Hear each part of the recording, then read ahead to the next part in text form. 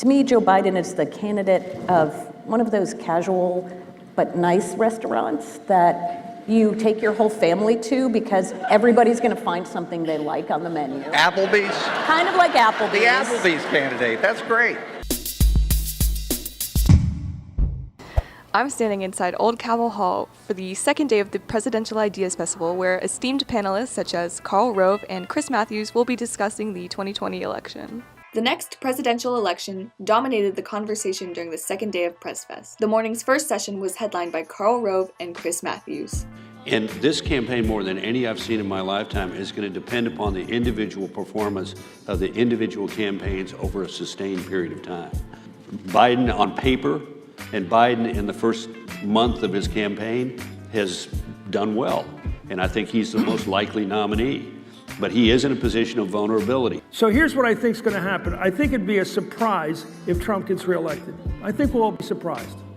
And the reason is because only less than 40% of the country say they like him. The following panel discussed the complex relationship between media and a healthy democracy. There's also, as we know, and has become a major social problem, the ability to actually manipulate in these new platforms what looks like reality.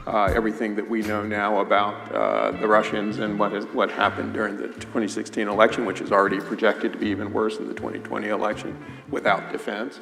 Being an informed citizen has become a whole lot harder. The first afternoon session analyzed the impact of education on democracy, as well as the drastic social and political benefits involved with progress in gender equality.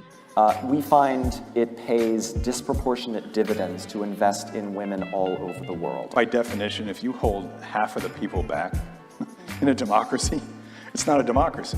And you're losing the perspectives, and women have, come at it, as Dan says, differently than men do. The final session of the day addressed race, religion, and American identity. And no one will ever be safe until we deal with racism in this country. It is the original sin. It remains the great form of discrimination and persecution in this country. And any attempt to deal with all the other isms has to always take that into consideration.